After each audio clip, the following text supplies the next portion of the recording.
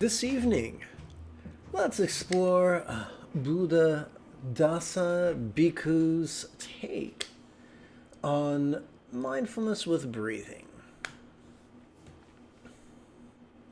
And then let's meditate ourselves. This is Lama Jigme Gyatso of the Buddha Joy Meditation School. Welcome to Meditate Like a Jedi. This is the Lama you are looking for. This evening, we could contemplate and meditate and enjoy a lesson or two. But first, if you love Star Wars and you wish to meditate as profoundly as Qui-Gon Jinn on Naboo, be sure to subscribe and ring that notification bell. The moment you feel you have a question about Buddhist meditation or Buddhist philosophy and how to apply them, type your question in great detail in the chat window on the right-hand side of the screen.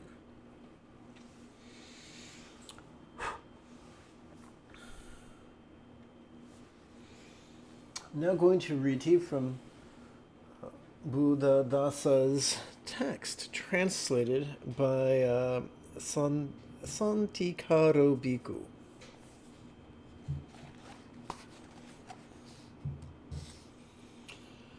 So let's explore the four aspects of Dhamma. The Dhamma of life has four aspects. According to the author, nature itself, the law of nature, the duties that must be performed according to that law of nature, and the fruits or benefits that arise from the performance of that duty. Okay, I'm a little skeptical. Let's read on. We should always keep these four interrelated things in mind. Please investigate these truths within yourself. Within this body and mind that you imagine to be yourself, within each of us, various natures are compounded into body, into a being. And there is the natural law that controls these natures. Further, according to the law of nature, there are the duties that must be performed correctly. Lastly, there are the results of the performance of these duties. If one's duties are performed correctly, the result will be well-being. Let's try this again. If these results are performed correctly, the result will be well-being, tranquility, and ease. If they are performed incorrectly, however, the result will be dukkha, unsatisfactoriness, anguish, pain, frustration, suffering. Even at the beginning, we should observe carefully and see clearly that we can find all four aspects of Dhamma or nature within each of us. When we have thoroughly investigated the four meanings of nature, we will see that all life is made up of these four aspects. At present, however, we have yet to understand them correctly and completely. We have not penetrated the secret of what is called life. As we have not yet realized the secret of Dhamma, we are unable to practice in a way that obtains the fullest benefit from life.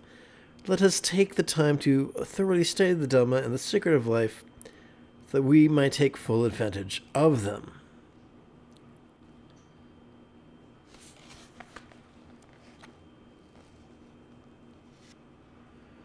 Okay, well, that's the portion.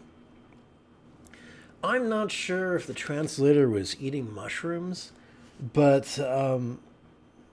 so far I would give this a But let's read on. Maybe it'll get better. Let's read on in about 12 hours.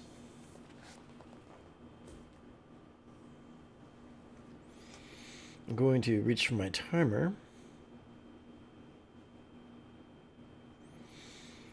Okay. Having survived that odd translation, I'm pretty excited to meditate. Let's take a moment, though, for housekeeping. In the Tibetan tradition, Neither nuns nor monks nor yogis nor even lamas are supported by monasteries, which is weird, isn't it? In fact, they have to pay rent to stay in monasteries, and if they can't afford, they're homeless. So it comes as a little surprise that throughout the ages, in the Tibetan tradition, many non-monastic students came to support their teachers, some generously, some modestly. If you would like to help support me for as little as the cost of 1 cup of coffee a month, might I recommend Patreon, either through the QR code on the screen or one of the links in the description area below the video.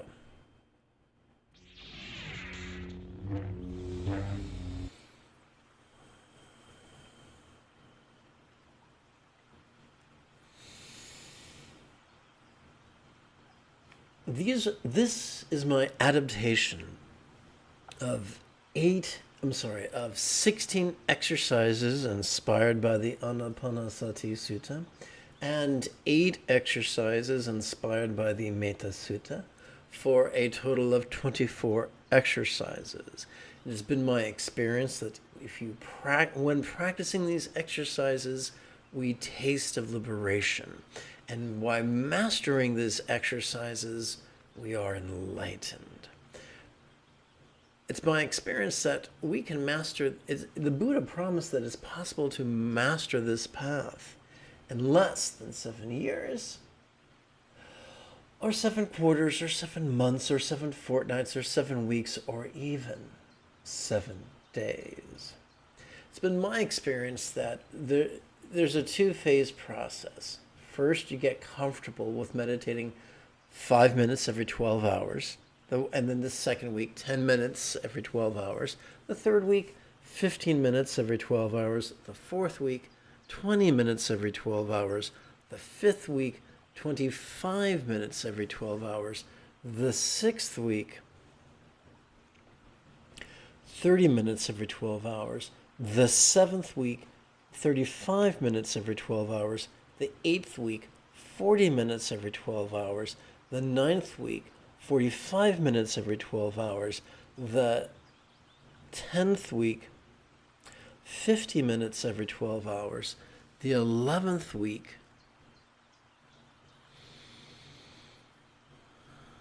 55 minutes every 12 hours. And the 12th week, only 12 weeks, 60 minutes every 12 hours. This is a gradual approach. It takes approximately 4 months, and boom, Bob's your uncle. There you go.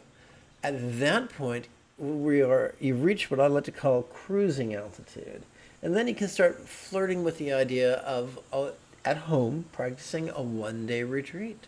A 1-day retreat is when you practice perhaps at 6 a.m. and 10 a.m. and 2 p.m. and 6 p.m.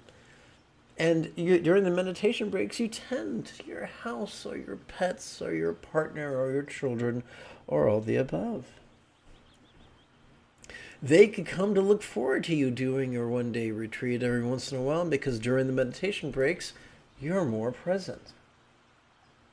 After you're comfortable with that, you might practice a 1-day retreat once a quarter, or once a month, or maybe even once a week. And when the opportunity presents itself, maybe you have saved sick leave, or maybe you have a paid vacation, you can do a 7-day retreat at home. And it's quite conceivable that by the end of that 7-day retreat, not only have you've actually come to master these 24 exercises. And by mastery, I mean that you're able to practice them spontaneously, habitually, easily, and effectively. So after 12 weeks of preparation and 1 week of practice, it is possible to master the Buddha's path without wearing weird clothes or getting a bad haircut. Pretty cool, huh? So I'd like to call this, my nickname for this text, as Secular Meditations of Loving Kindness, True Knowledge, and Liberation.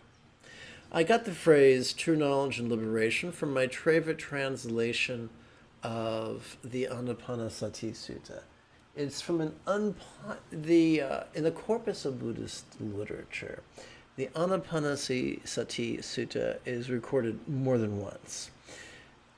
That phrase comes not from the most popular version, but my favorite version, which I'm flirting with the idea of writing a book, and if I do, it'll most likely be cited in that book.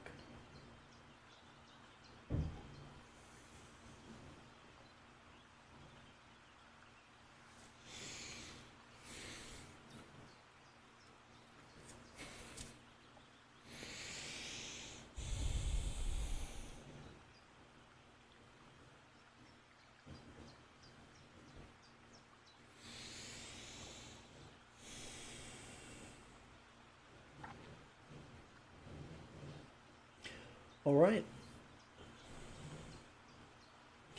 We start with Metta Satipatthana's opening practices of loving kindness. I'm going to put the word "for" here. The reason I do this is I found that having a sense of expectation can dampen any stress we might be experiencing.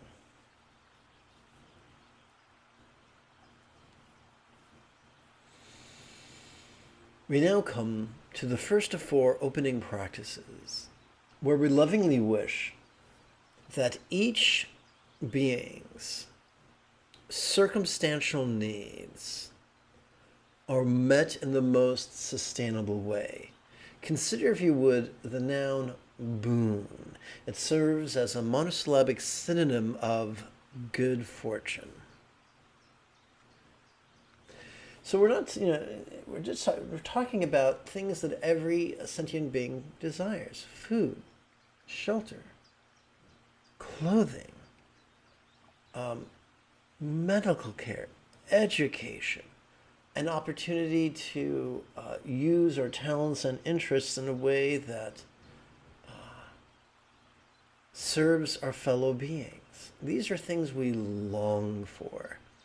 So we're not talking about lifestyles of the rich and shameless or anything like that. No need for 7 yachts for 7 days. Let's dig in.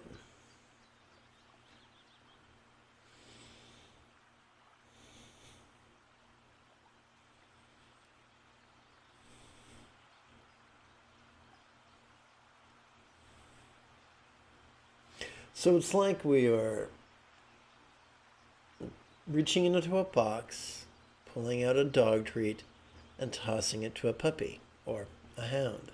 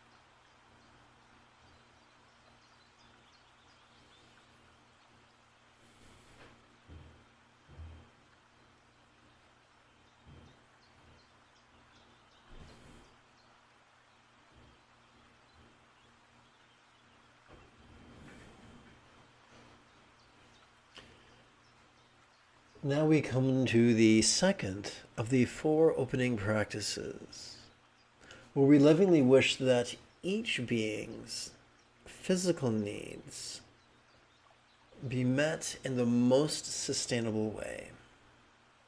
And I keep using the qualifying phrase in the most sustainable way because anybody who's read fantastic tales knows of the treachery of the poorly worded wish.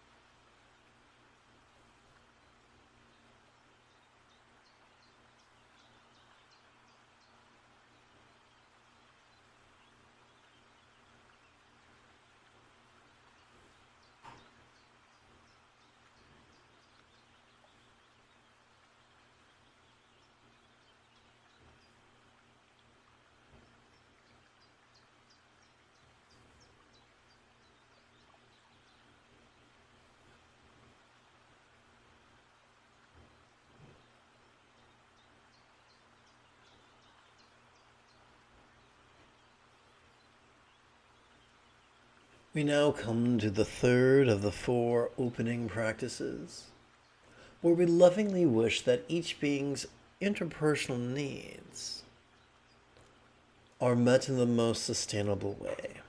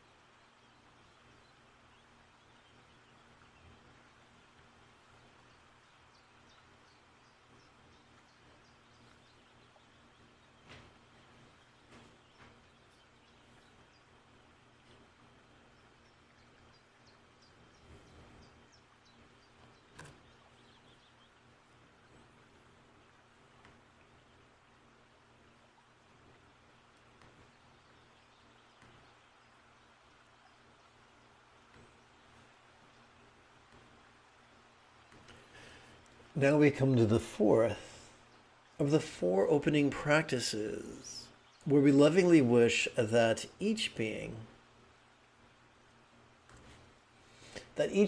mental needs are met in the most sustainable way.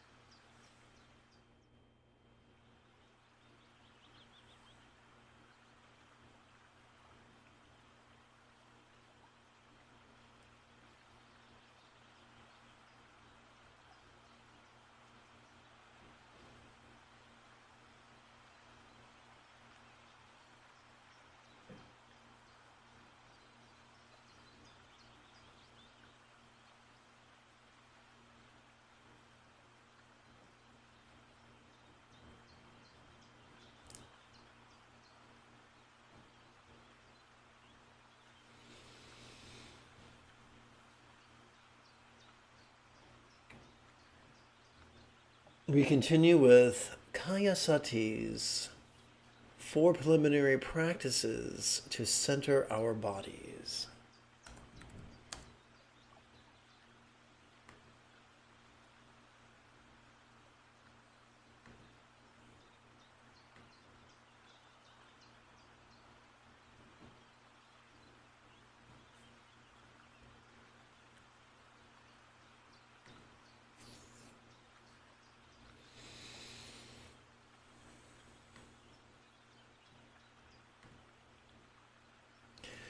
We now come to the first of centering's 4 physical preliminary practices, where we mindfully notice our relaxingly long, gentle exhalations.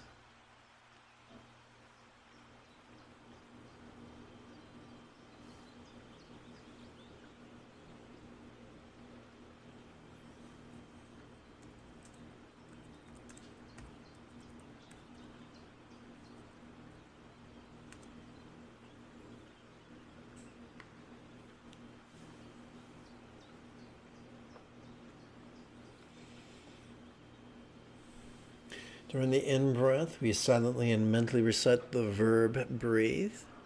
During the exhalation, we silently and mentally recite the adjective long. Adjective. Sometimes I forget a consonant or two.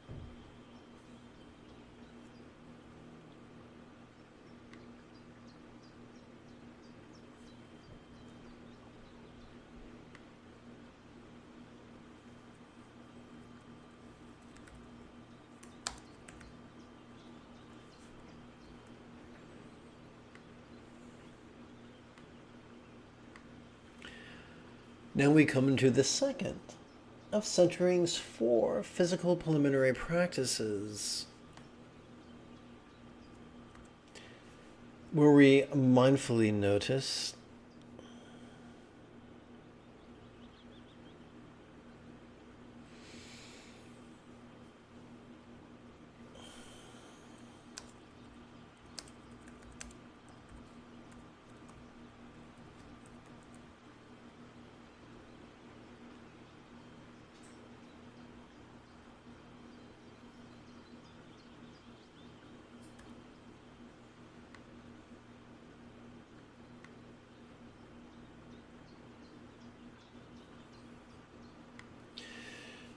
We mindfully notice and even investigate the coalescence of our invigoratingly sharp inhalations.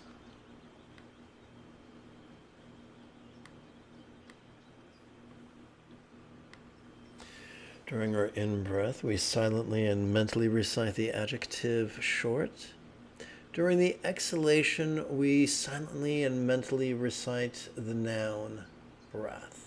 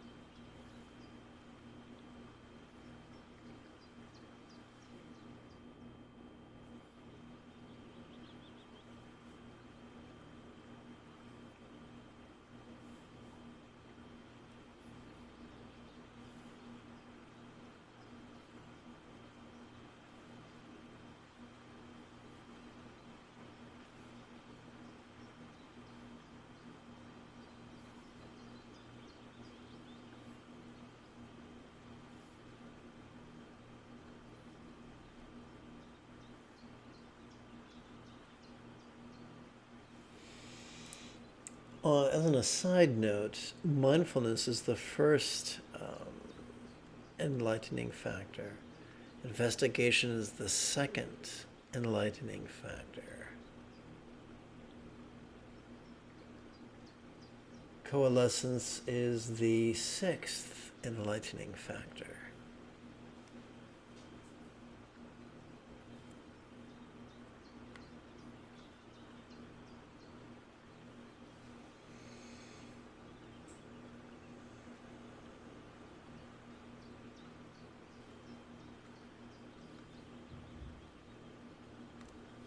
Now we come to the third of Centering's four physical preliminary practices, where we mindfully notice our bodies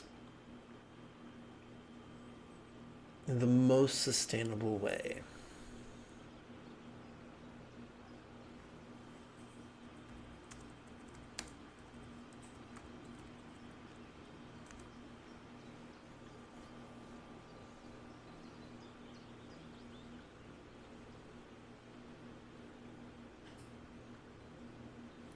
We notice our bodies as we silently and mentally recite the verb feel during our inhalation.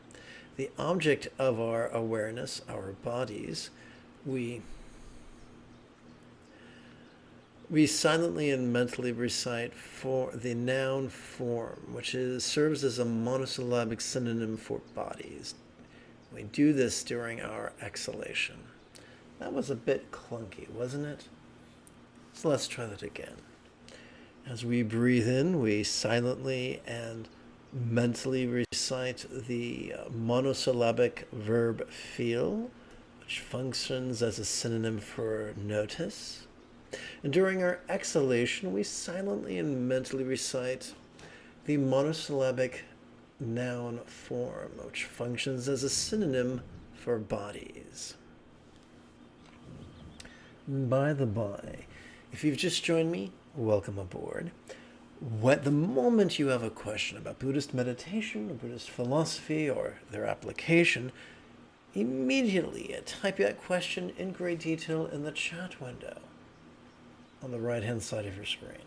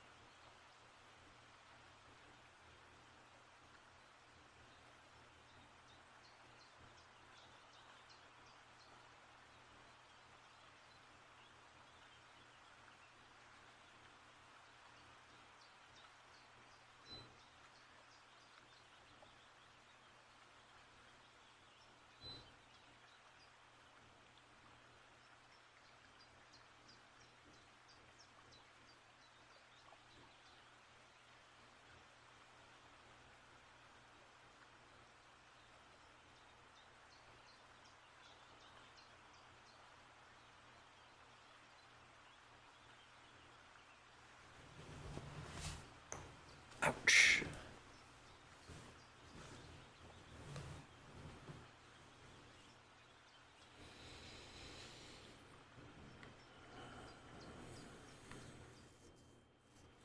Now we come to the fourth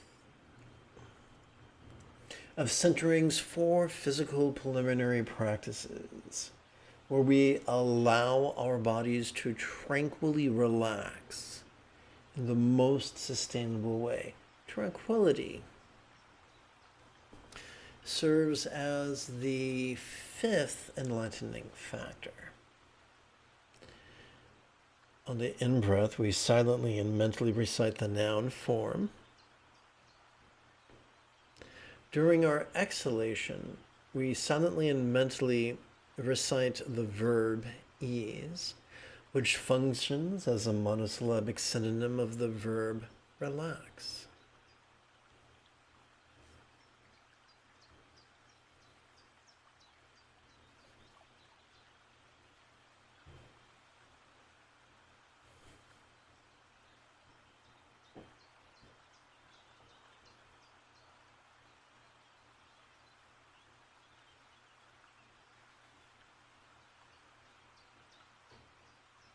The cool thing is we do not have to force our bodies to relax. We do not have to bend our bodies to our will. For, my friends, during every exhalation, whether we know it or not, whether we feel it or not, every exhalation accesses our parasympathetic nervous system, which has evolved for both physical relaxation as well as mental release.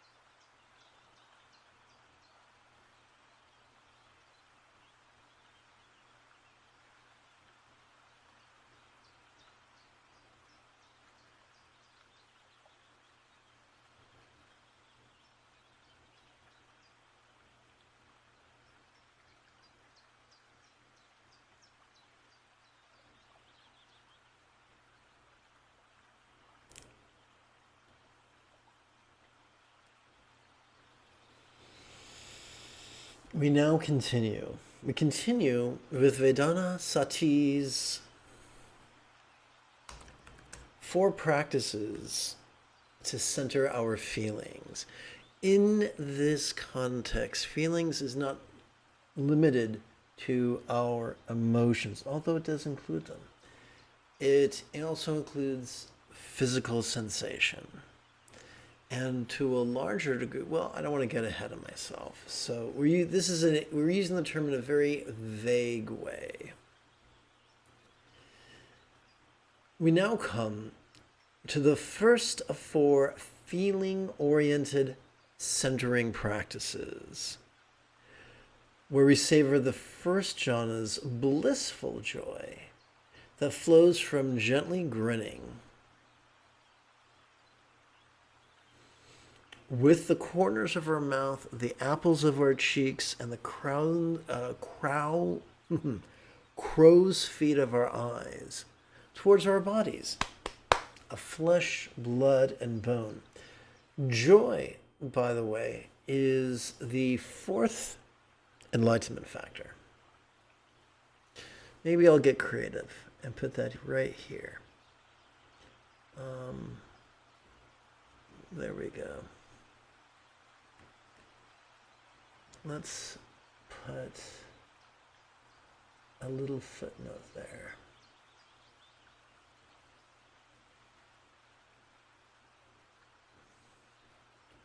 Whoops, that's an error. Okay, let's go fix that. Okay, derp. Okay, here we go.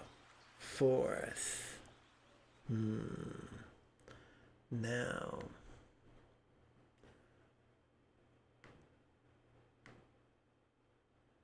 There we go.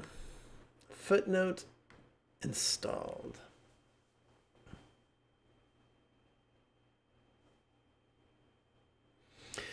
So during our inhalation, whoopsie, I got a little messed up with the display. During our inhalation, we silently and mentally recite the verb grin. During our exhalation, we silently and mentally recite the noun form.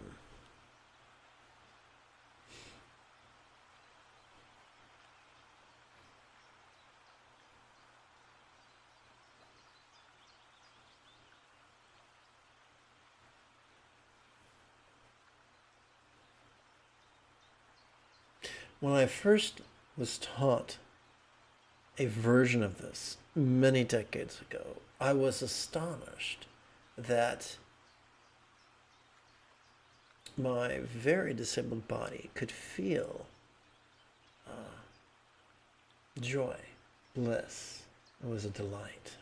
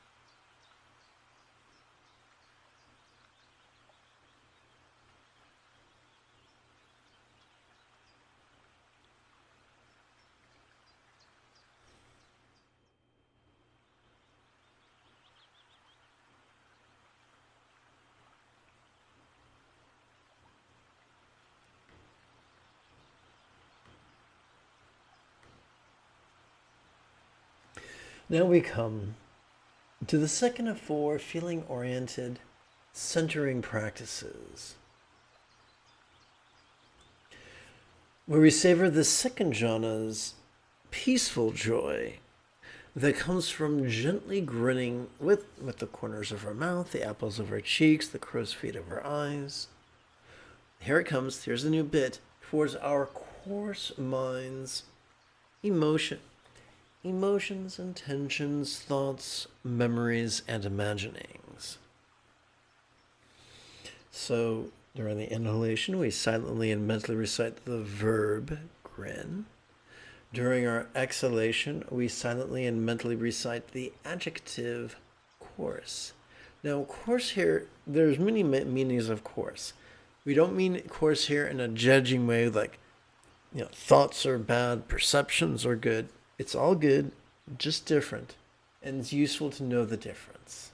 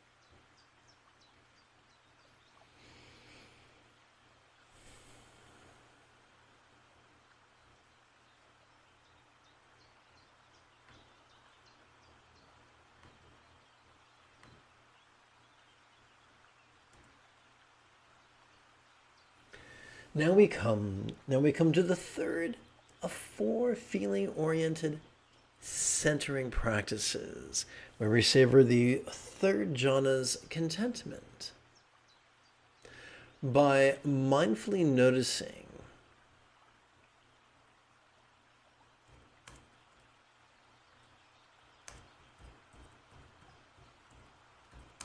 and even investigating our coarse minds.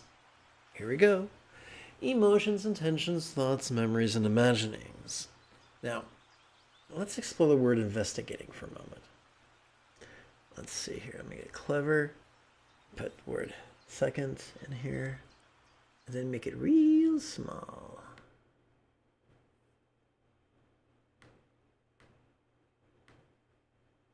Okay.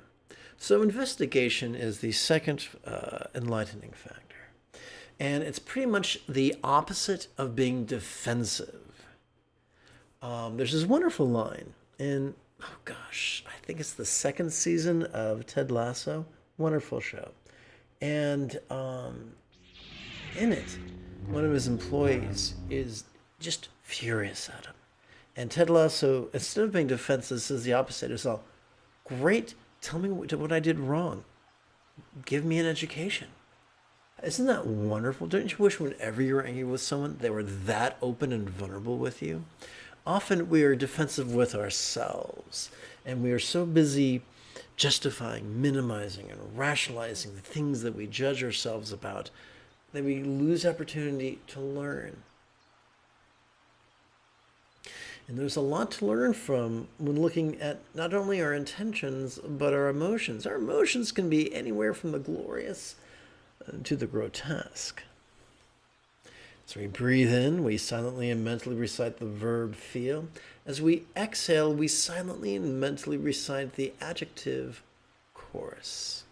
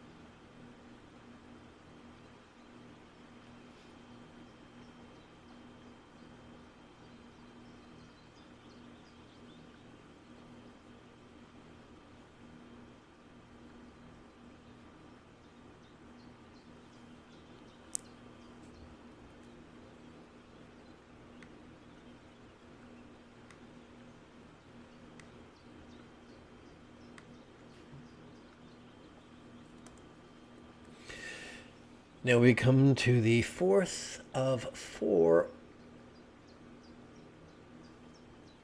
feeling-oriented centering practices where we savor the 4th jhana's neutrality by allowing our coarse minds, emotions, intentions, thoughts, memories, and imaginings to tranquilly relax.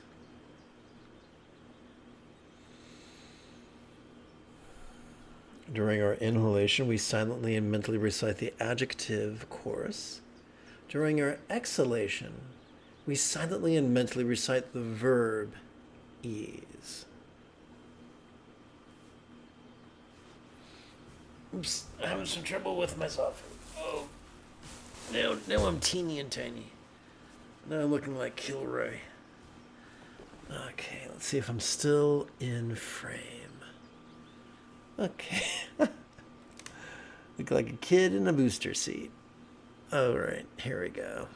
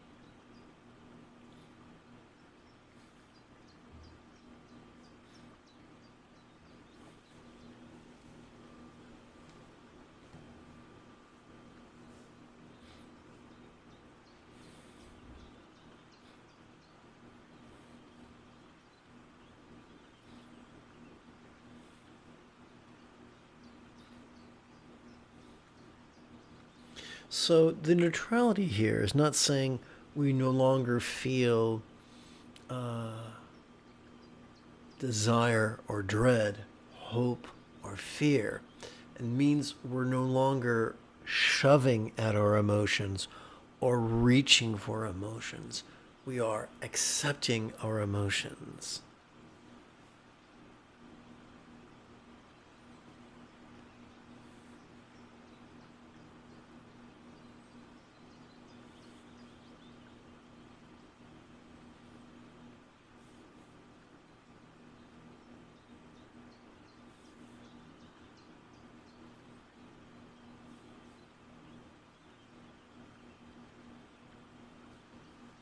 One of the secrets my Tibetan teachers taught me is the following. These 8 jhanas are nothing special, despite the ravings of those who are rigid, fearful, controlling, elitist, competitive, and cruel. Every night when we fall asleep, our body, our brain, on some level experiences the descending jhanas, 1 through 8. Every night, every morning when we wake up, whether we know it or not, on some level, both our body and our brain are experiencing the ascending jhanas of 8 to 1. So this is nothing miraculous. These circuits have been latent within us since the womb. Now, they are useful. Playing with them, they are not an ends to themselves. They are wonderful tools to help us train in the 7 enlightenment factors, to help us train in noticing, investigate, curiosity, energy, joy, tranquility, coalescence, and balance. They're tools to help us master the Eightfold Path. We continue with Chitta Sati's 4 practices to center our minds. Previously, we did 4 practices to center our feelings. Now we're switching over to minds. Minds. That sometimes I forget to pronounce that D, which is terrible.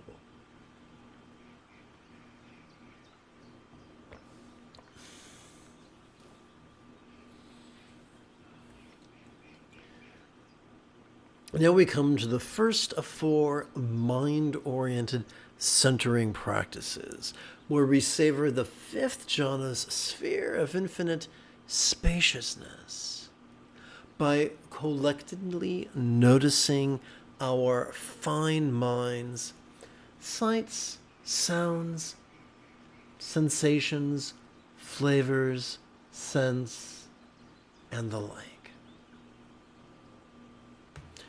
Different part of our brain, older part of our brain.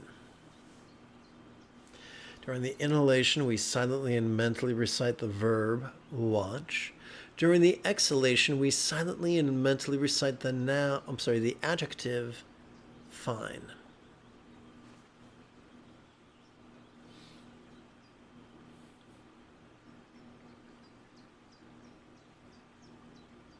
Now, all this watching, the previous feeling, the present watching, is not active. It's passive. We are already wired to watch thanks to the sympathetic nervous system that is accessed during each inhalation. So the good news is we do not have to reinvent the wheel. A friend of mine went to drafting class, and his teacher's favorite chide was to work smarter, not harder. Allow your sympathetic nervous system to do the heavy lifting, while you and I just go along for the ride.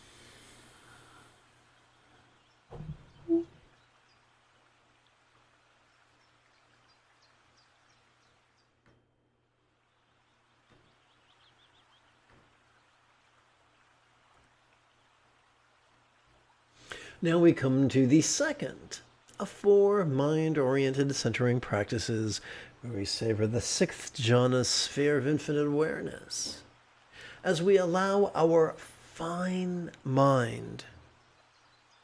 Boy, I have D's and T's get confused. Dog, dog, dog, top, top, talk. Dog, dog, dog, top, top, talk. Okay. As we allow our fine mind to gladden as towards it we gently smile. Here we go. From the corners of our mouth, the apples of our cheeks, and the crow's feet of our eyes. So during the inhalation, we silently and mentally recite the verb, grin. And again, during the exhalation, we silently and mentally recite the adjective, fine.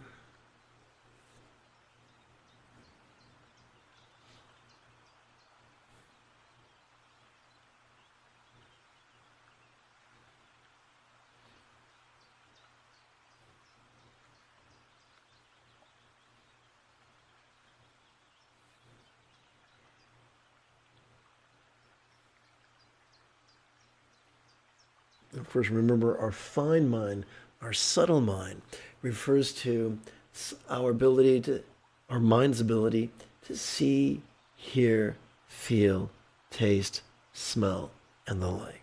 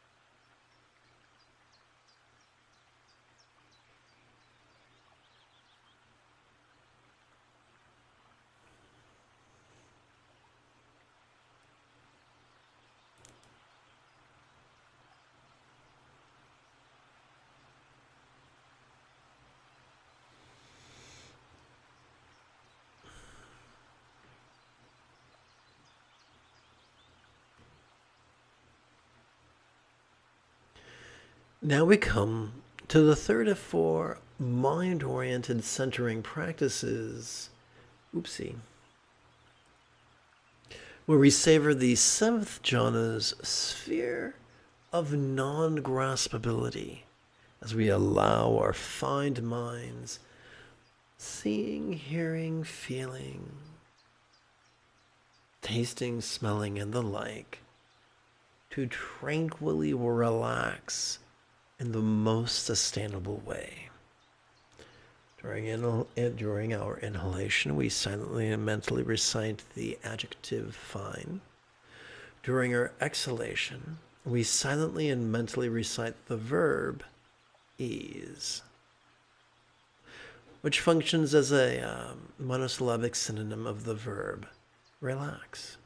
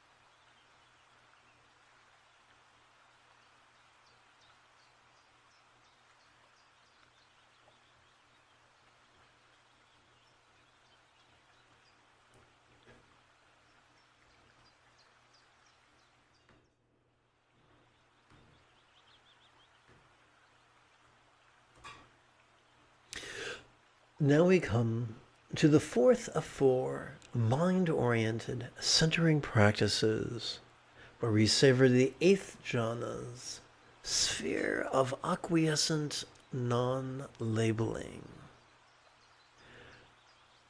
where we experience the liberating equanimity or balance of our controlling tendencies. Which controlling tendencies are these? The controlling tendency to shove or reach.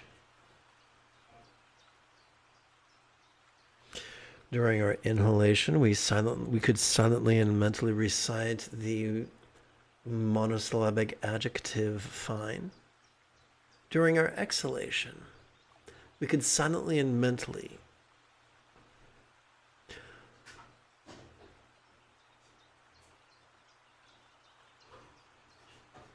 recite our monosyllabic being verb free.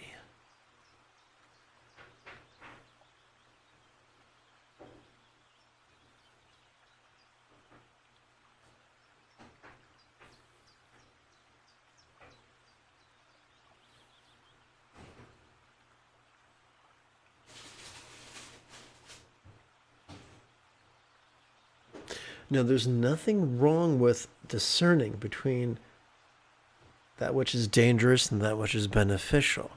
It's part of our survival mechanisms.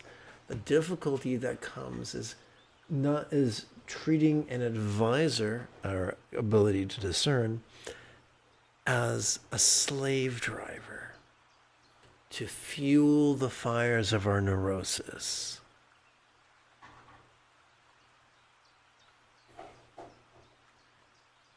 Think of it this way.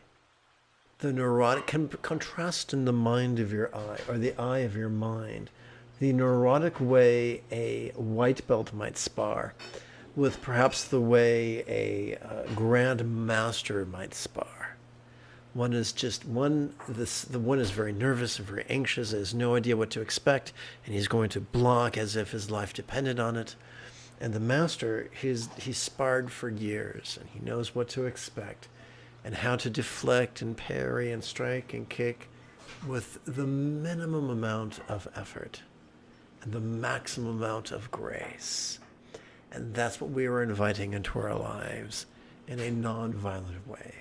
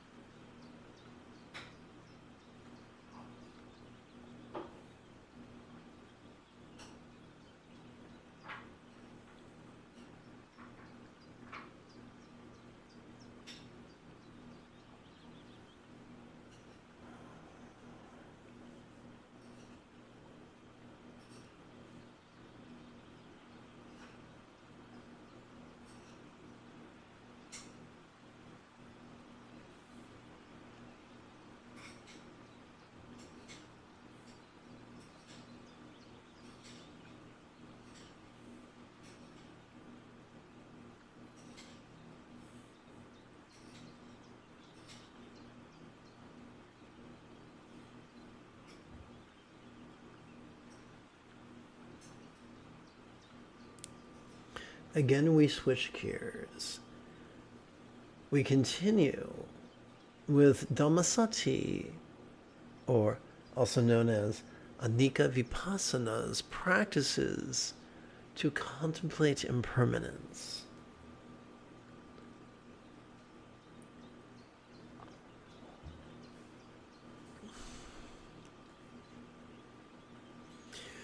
We now come to the first of four contemplation practices, where we consider course impermanence in the most sustainable way. So in the absence of a question mark, this is an implied rhetorical question. During the inhalation, we silently and mentally recite what? During the exhalation, we silently and mentally recite change, remembering it's not our job to answer the question, but to merely ask the question passively and vulnerably in coordination with our respiration.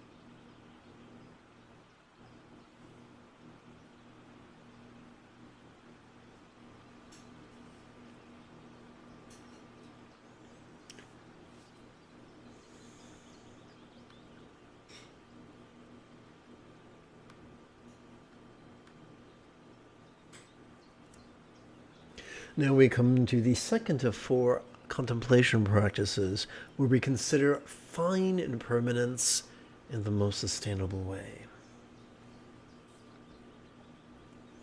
What fade?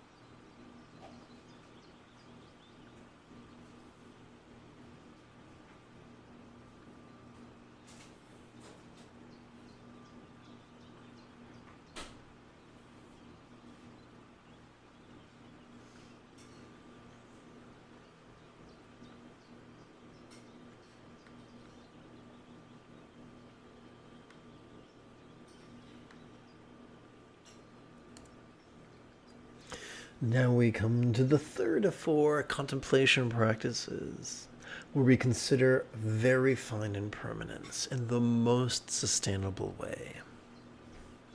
What cease?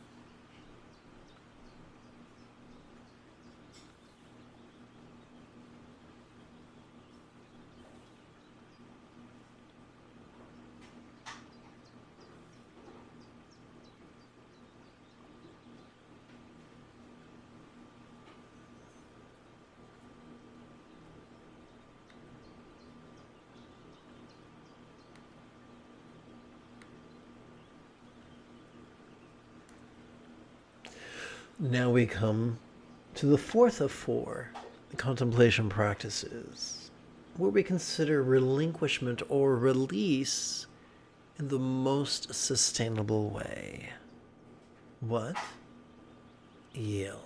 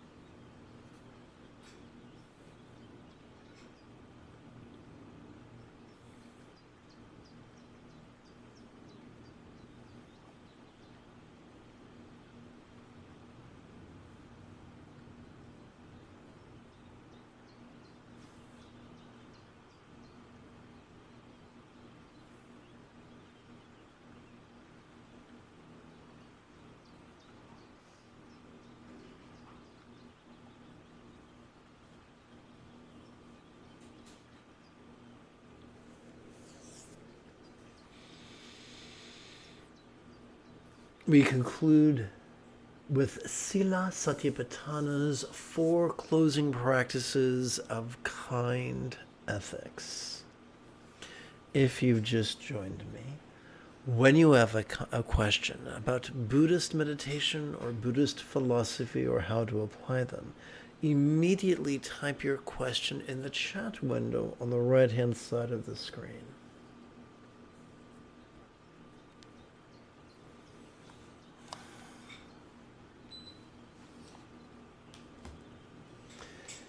We now come to the first of 4 closing practices, where we lovingly wish that each being use their intention in the kindest way. During our inhalation, we silently and mentally recite the word love. And during the exhalation, we silently and mentally recite the word minds.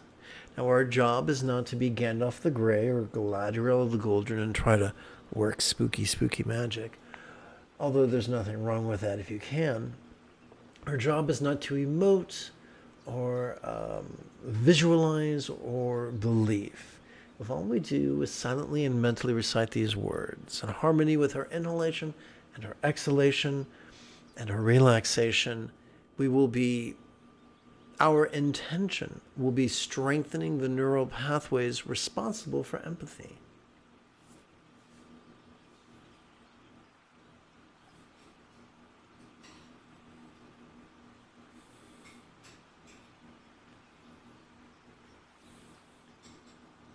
So it's kind of like when we silently and mentally recite the word love, it's like we're reaching for a bowl of dog biscuits. And when we silently and mentally recite the word minds, it's like we're feeding that biscuit to our favorite doggy.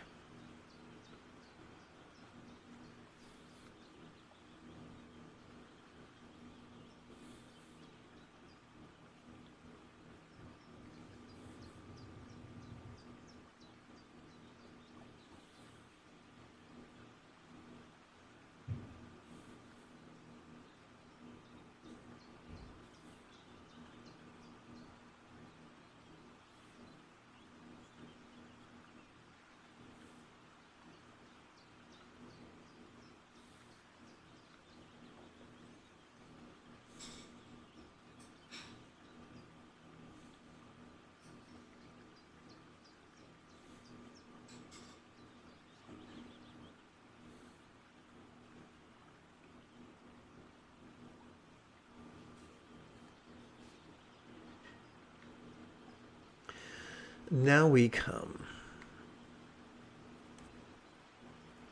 to the second of 4 closing practices, where we lovingly wish that each being use their communication in the kindest way.